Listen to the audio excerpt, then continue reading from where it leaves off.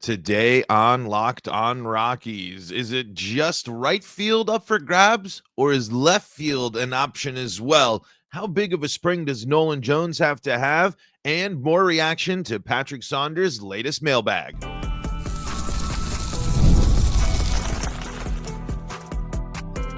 You are Locked On Rockies, your daily Colorado Rockies podcast. Part of the Locked On Podcast Network, your team every day. Rock on Rockies fans, welcome into the Locked On Rockies podcast for today, the 12th day of February in the year 2025. I'm your host of the Locked On Rockies podcast, Paul Holden, bringing you your daily Colorado Rockies talk right here on the Locked On Podcast Network, where you can find your team every day. And if your team is the Colorado Rockies, guess what? You're in the right spot, because guess what? That's what we do around here each and every day. Free and streaming on your favorite streaming services and on the Locked On Rockies YouTube channel, where you can be part of the show. You can fire off your Rockies hot takes. You can let me know what's on your mind when it comes to the Colorado Rockies. It's the best way to engage with the show. And if you want to help support the show, subscribing to the Locked On Rockies YouTube channel, liking the videos, and leaving those 5-star reviews really do help, folks. Thank you so much for all the support and making us your first listen of the day as we get ready for another season of Rockies baseball. Pitchers and catchers reporting today, but I believe the Colorado Rockies, they are officially, I think it's Thursday that they return to camp here. Let me make sure that I'm getting that right. Colorado Rockies pitchers and catchers report tomorrow. So yes, that'll be Thursday tomorrow, February 13th. First full squad workout for the Rockies is the 18th, but we already know folks are down there. We saw some images on the socials. We know that the Rockies are already down in Arizona, getting ready, gearing up for the spring. So I talked about this before. Of course, I really like the Patrick Saunders mailbags. I think people ask great questions, and I think Patrick gives really good answers. And there's a couple of things that stuck out to me, including, I think, an answer that someone was looking for here. Stewie in the chat was looking for the one wanting to know more about Sean Sullivan having a shot to make it the big leagues. And so we're going to talk about that, and we're going to talk about that some more reaction to what is going on here from this piece, because not only was it this piece that reached out to one of our listeners here, or one of our commenters here, it's also, I thought maybe left field was pretty much all said and done. That doesn't seem to be the case. Let's start there, because the mailbag was helpful, because I think the big thing here, and a lot of people probably's main takeaway from this Patrick Saunders mailbag, was the first question, which is, are the Rockies going to get an extension done with Doyle? And I think we might have talked a little bit about this. Me personally, I'm in for it. While I think that you're still worried and hesitant about maybe, regression and stuff like that, here's the deal. And this was true of Brenton Doyle after his rookie season and after the first season. If Brenton Doyle plays defense like that throughout his career and is just an average hitter, I am okay with that. I am perfectly fine with that. As long, Brenton Doyle being this offensive contributor was already such a big surprise to me, and being so good on offense in the second year. And again, I know a lot of people, I was doing some, deeper dives, because I think I've been kind of hyping up the Rockies a little bit, being a little more optimistic.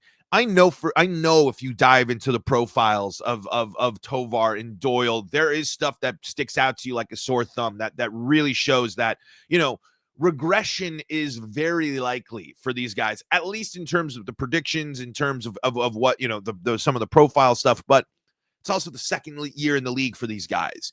I do believe that both Doyle and Tovar are going to be able to make the adjustments to continue to grow and continue to be, elite. I grow into, we might consider them elite, but by the rest of the baseball world standards, elite. I'd put Brenton Doyle already in the elite center fielder category myself, and same with Tovar. If we're factoring the defense, you can't ignore the Gold Gloves there. Regardless, so my point is, I'm not as worried about the regression for those guys. Tovar is still so young. Doyle, again, has that defensive ability that will make up for the offensive shortcomings, if there are them. again, I'm a little hesitant about the leadoff thing and stuff with Brenton Doyle. I don't necessarily love that, but regardless, an extension for Brenton Doyle gets an A-OK from me. And here is what Saunders has to say about them getting an extension. Saunders, this is what Saunders says. I poked around a bit, and I've been told that the club is already having internal discussions regarding Doyle. I don't know if a long-term deal is imminent, but it wouldn't shock me if the Rockies reached an agreement with the two-time Gold Glove center fielder this spring. Here, that said, they don't have to do anything right now. Doyle is not arbitration eligible until after the 2025 season. And then a little note about Tovar, but here's a quote from Bill Schmidt here. First and foremost, we believe in him and what he has a chance to be down the road, General Bill Schmidt said at the time. He has the chance to be very, very good player. We believe in him, and like a lot of our young players, he's somebody we can build around. That was in response to signing Tovar to the long-term deal. So again, I don't think it's going to be that crazy or that out of line if they sit there and, first month of the season rolls through or something like that, and it's like, okay, here he is. Here's Brenton Doyle again. Let's try and get this done. But not a lot of pressure for the team to get it done, but certainly something I think, I like some of those extensions, and especially like for Tovar, like let's get the money, let's get a good deal here. Let's take care of business for a while and really build this relationship up between the club and the team. So there's that about Brenton Doyle, just an interesting note. So we'll see. Question about Chris Bryant having a short leash here, which is an interesting one. Let's see. This is what Saunders' response to, is Bryant on a short leash? Is he on a short leash? I've asked that question, and I've been told that Bryant will enter spring training as the primary designated hitter and will also see some time in right field. However, if he fails to produce, the Rockies brass owes it to the rest of the team to bench Bryant. So I would say that, yes, he is on a short leash. Patience has worn thin. And that's another storyline to watch here, right? That's another storyline for us to be considering here. I mean, again, this is as much as we can feel for the guy. And again, I do feel every time we've talked about Chris Bryant, we have talked about, we know the emotional toll of what's going on right now. We don't fully understand it because we're not baseball players going through it, obviously, but we at least can be cognizant of that. But it is the tough part of the business of the Rockies need production, and they need production from him. So you got to understand that the patience is wearing thin, and this is a big moment for Chris Bryant, his career, and the Rockies going into this spring. More again, this is for him specifically. It's a big deal. It's a big spring. All right. So let's see here. All right. Let's see here. I want to scroll down to this one. I know because I know we got a commenter out there who's always wanting to know about Hunter Goodman, believing big in Hunter Goodman. I'm forgetting their name right now, but here's what Sean T in Chicago asked Patrick here. I'm excited for the Rocks this year and most looking forward to seeing the young guys take the next step. I would like to see Hunter Goodman get a good amount of at-bats early in the season because I love his power at the plate. But with a logjam of young outfielders, do you think that there's a chance that the Rockies will commit to playing Goodman 2 to 3 games a week behind home plate? I'm a big fan of Jacob Stallings, but I feel his starts could be better served by going to a younger, stronger hitter. And here is what Patrick answers Sean's question there. Sean, I'm a big fan of Goodman. He's much better. He's better behind the plate than I thought he'd be. And right now, he's the number 2 catcher behind Stallings. Still, Goodman has much to prove before he gets more than 2 starts a week. Plus, the Rockies have a lot of young pitchers in the bullpen and possibly in the starting rotation. So I think Stallings will be needed to tutor those pitchers. Plus, Stallings is a more reliable hitter than Goodman. Goodman did have an encouraging September, hitting .226 and launching 5 of his 13 homers. In 16 September games, he posted an OPS plus a 125. However, like many young Rockies, Goodman struck out a lot at 28.6% and walked only 8 times in 224 plate appearances. His 190, 228, 417 slash line needs to improve. And that's where it comes down to, right? Hunter Goodman has to keep himself on the field by performing. Hunter Goodman, the best thing that Hunter Goodman can do to capitalize on his at-bats this year will be that cutting down of the strikeouts, because that means then he's either walking more, putting the ball in play more, opportunities for sack fly or RBI generation there. He can't just be someone that goes up and strikes out and bats under 200. Just can't do that. Got to show that you're ready for that. But he's going to have to juggle and deal with the inconsistencies of his playing time, with right field being weird, with Stallings being the starting catcher.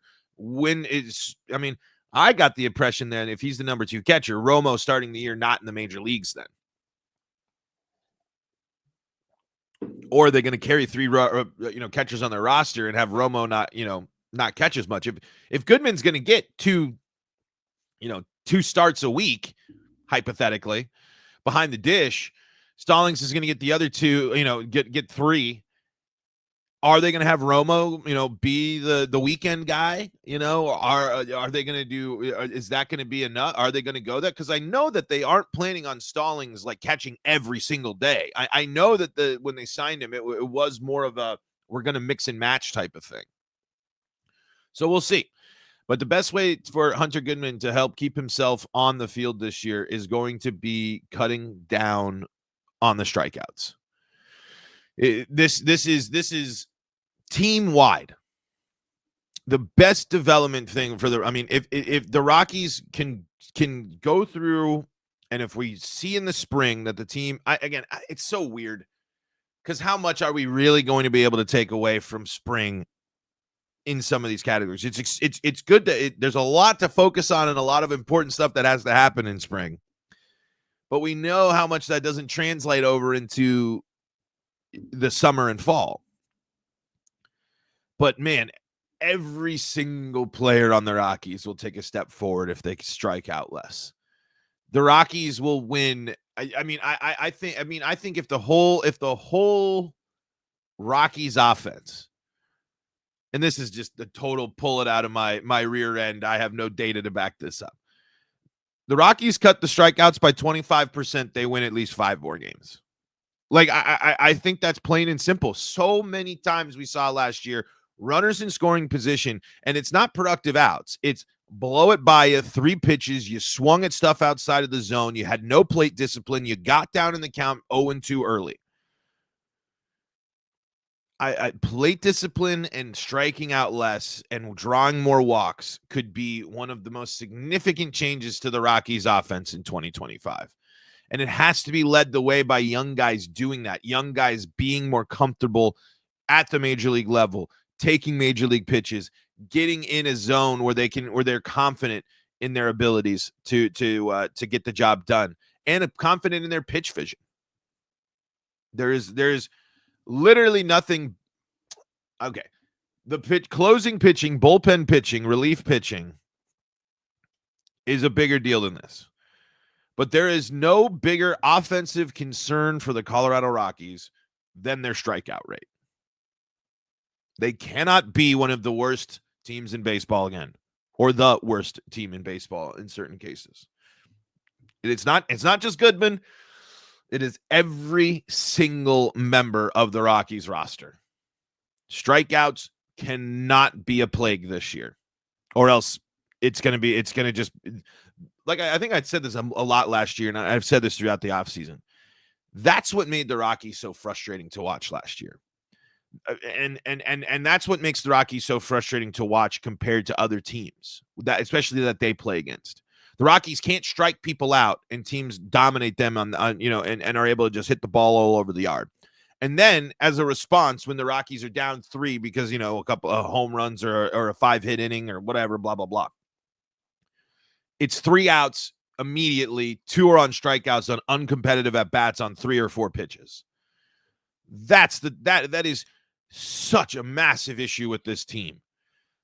And it will be the biggest difference maker outside of closing out ball games from your bullpen with if the Rockies improve in that area, it will be the biggest difference maker outside of bullpen pitching. I think I said that correctly. All right. Let's take a quick break, and then let's talk about Nolan Jones and a couple more questions here from this Saunders mailbag from the Denver Post. Of course, remember, go support. You can go check it all out and everything else out on the Denver Post there. That's where I'm getting this from. Patrick Saunders mailbag here. Rockies mailbag. Will Brenton Doyle sign a long-term deal a la Ezequiel Tovar? This is from last week. So if you want to go check that out, Go check it out there. We're going to check out a couple more questions and dive into the topic of Nolan Jones coming up next on today's episode of Locked On Rockies. Before we do that, though, got to tell you about the folks that help make this show possible, and that includes wonderful pistachios. Looking for a snack that's both delicious and nutritious? Crack into a good source of protein with wonderful pistachios. Wonderful pistachios is one of the highest protein nuts. Each 1 ounce serving has 6 grams of protein, giving you over 10% of your daily value. Plus, they're packed with fiber and better for you unsaturated fats to help keep you feeling fuller longer. It's a complete protein providing all 9 essential amino acids. So much is just packed into that one little nut. And hey, maybe you're feeling like, hey, I know this is kind of silly to say, but I got to deal with the shells. It's a mess. Guess what? They got the no shells, wonderful pistachios for that grab and go ease. Whether you're running between meetings or dropping off the kids, wonderful pistachios are the snack that works as hard as you do. Get snackin and get crackin with the snack that packs a protein punch. Visit wonderfulpistachios.com to learn more. Visit wonderfulpistachios.com for more. This is the Locked On Rockies podcast for free and streaming on your favorite streaming services, bringing you your daily Colorado Rockies talk right here on the Locked On Podcast Network, where you can find your team every day. For your second listen of the day, go check out our pal Sully on Locked On MLB. He's breaking down everything in the world of baseball, so a lot bigger picture there. As yes, baseball is back. Pitchers and catchers reporting here for some teams today. The Rockies officially report tomorrow, and that means spring training will be underway. Well, not the games at least, but that is going to be right around the corner. Baseball games will be played, and Rockies baseball officially back until the end of the season. Very, very exciting stuff here, as this is the time where it is, a lot of the what ifs, a lot of the excitement can still remain about the Colorado Rockies, and a lot of expectations can still be had for the Colorado Rockies because they haven't let us down yet in 2025. We'll see how the rest of the season goes. But we've been reading and going through this Patrick Saunders mailbag, and I wanted to go up here and read from this last one here because it's going to set the stage, and it's going to actually answer a question here for Stewie in the chat. Because Paula in Boulder asks, can you give me 2 or 3 things to watch at spring training to make it fun? And here's what Patrick Saunders has to say. Paula, I anticipate an intriguing camp because so many young players are trying to make their mark, and the door is open for a few of them to make the roster. Keep a close eye on young pitchers Chase Dollander, Carson Palmquist, and Sean Sullivan. If they pitch well, one of them could break camp with the team. It's a long shot, but it'll be fun to watch. The outfield competition will be fierce. The only player with a lock on a starting job is center fielder Brenton Doyle. Nolan Jones, Jordan Beck, Sam Hilliard, Zach Veen, Benny Montgomery, and Sterling Thompson will be in the spotlight, especially early in camp. And so I want to just answer Stewie's question here real quick. Sean Sullivan, certainly on the radars here. If you're looking at, according to Saunders, a name that I haven't heard as much compared to Dollander and Palmquist this season. But again, I think this is another situation in which you're sitting there and saying, you're like, all right, why not see what we have? And with health stuff throughout this year, if you're really thinking about it, there's a chance that all 3 of those pitchers could be making their debuts this year. All 3 of those pitchers could see time in the majors, depending on health goes, depending on maybe certain trades come the trade deadline, depending on what the Rockies are at, where the Rockies are at, what the Rockies are thinking about. But the thing that jumps out to me immediately when I look at the Sean Sullivan stats here, last year he had some time in both high A ball and double A, starting the year in high A ball, but then ending the year in starting the year in double A, but ending the year in high A for the Rockies. The thing that's but really successful there in Spokane for them. A 7-2 record there, 2.16 ERA there with 14 starts. The thing that really jumps out to me, 83 innings pitched, by the way, in that time.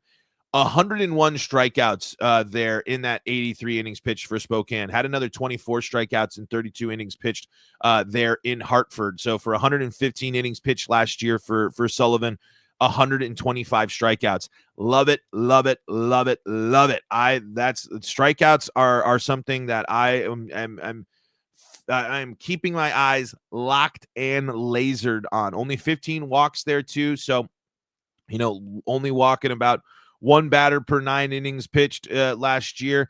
That went down there. That's gotten a little bit better since his college days and stuff like that. Had a little bit of a high one there in rookie ball, some high walk issues, but there was only 2 innings pitched in that situation. So again, not those numbers are a little bit not really helping you out. But for his first full real minor league season there at high A and double A, the strikeouts seem to be a thing that'll work for Sullivan. And if the Rockies feel like he can get out there and strike batters out, you'll absolutely take that. 9 homers given up there as well. So not too much damage dealt to him when he's on the bump. So it's an interesting thing to see. But when we're looking for if Sullivan can make the team, you're curious about that there. That will be probably a big difference maker for him if the ability to strike batters out, hit the zone, hit his spots, and again make it tough. I really do hope that Dollander, Palmquist, and Sullivan have all these guys continue to develop the way that we hope that they develop, and continue to show that hey, there is some stuff building with these young Rockies pitchers. These are the situations why you kept Bud Black, right? This is the type of thing you want to. This is where your pitcher focused, your manager that has had success with Rockies pitchers in the past. This is the time of the year that you want it to be critical for these guys, for all of those young guys, Sullivan included, to work with Bud Black to get themselves where they need to be, and then go through camp, go through the spring, and then figure out what they need to attack right away going into their seasons to figure out how they can get themselves back to the majors or back with the team. Because again, health is going to be a question mark still about this starting rotation. There will be concerns about the health of some of the things. We've seen Kyle Freeland go up and down a couple of times. We've seen Austin Gomber.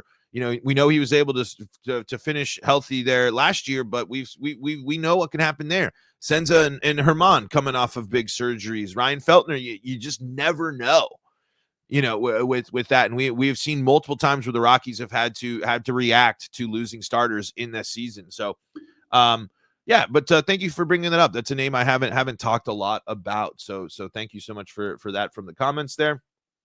But the last eye-opening thing here from this Saunders piece was, I thought Nolan Jones was going in there considered the starting left fielder. I really did. To hear that the only person in the outfield that's got the job locked up is Brenton Doyle was a little bit surprising to me. Makes me wonder, is it a hesitation with Nolan Jones type of thing? Is it a situation in which the Rockies are kind of just like, hey, we'll put it, we'll make it a little vague just to put a little extra fire under there to build up the competition? Or is it a situation in which, like, hey, like, you got to earn it again. You got to earn it by being healthy, and you got to earn it by when you're on the field contributing the way that we know that we've seen you contribute before. Because if left field is open up for discussion, then that really does change the playing time possibilities for a lot of players. Now, on the flip side, I think that the goal, the ideal situation will be Nolan Jones playing in left field, and hopefully a healthy version of Nolan Jones that we know can contribute the way he did the first year.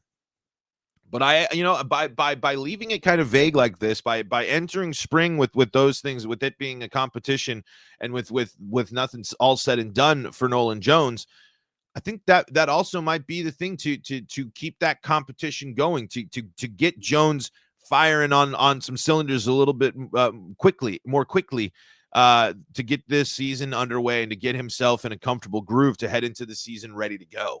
If with a little bit of that added pressure of maybe you're not the starting left fielder, maybe you're not the top option for the team, I think that's something that could add a little bit. Could add a little something there.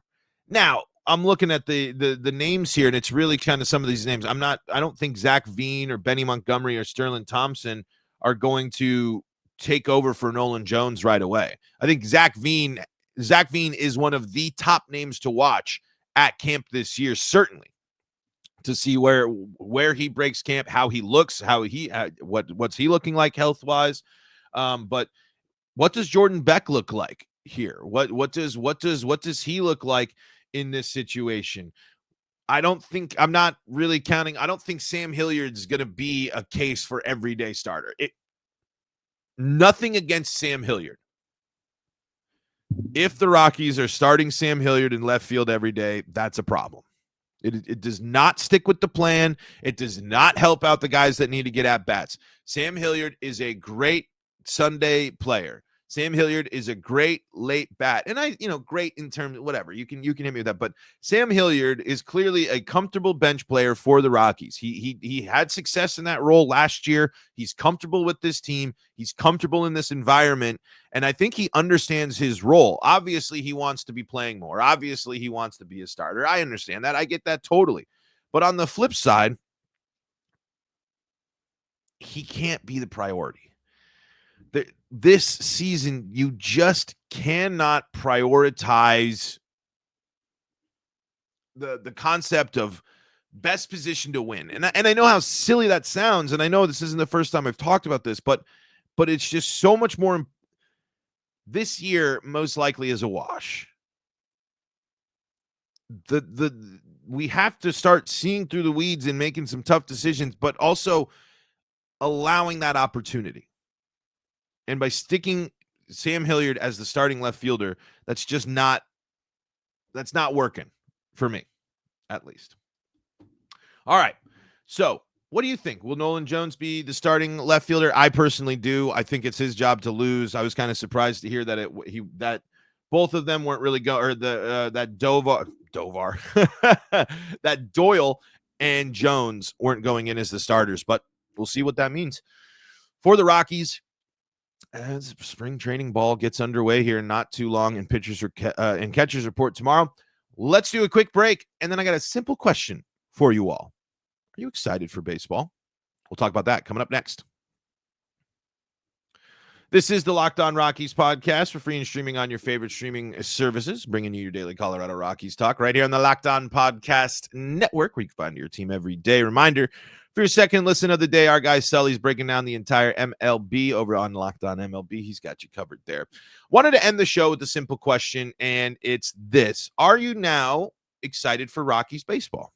Doesn't have to just be Rockies baseball, just baseball in general. How are you feeling going into this season, an off season where we saw the Dodgers do a lot of spending? We saw other teams kind of add on. Not a lot of, and some of the smaller teams making some interesting moves and making things interesting. But I am curious as to the Rockies fans as we enter in a spring where the vibes aren't necessarily the worst, but it's just kind of a murmur, right? I think the Rockies, a lot of people will be, the average person will be like, oh, the Rockies are back. Oh, baseball's back. Oh, XYZ. It's not going to be that big of a deal for them that the Rockies baseball is back or baseball is coming back. What is getting you excited about baseball? Is it the Rockies? Is it the young guys? Is it just the fact that, hey, I need my team back on, so I got my summertime viewing and I get to go to the ballpark? Or are you excited by some of the other storylines in baseball? Are you excited by some of these other some of the moves that these other teams made, or maybe some possibilities? I am curious because I think there is a lot of intrigue to this season. I think a lot of people have been soured by the Dodgers specifically, but I don't know. There's still some intrigue with teams like the Cincinnati Reds have been doing some interesting stuff. Are they going to finally break through in a weaker division? Can they be an interesting team? Can any of these kind of wild cardy type teams make an impact? What's going to happen in the NL East? And what do they look like when they stack up to the Dodgers? Because that's going to be an interesting thing, I think, too, where how are the Dodgers going to handle? I think the teams that the Dodgers will face in the postseason, the caliber will probably be ramped up a little bit.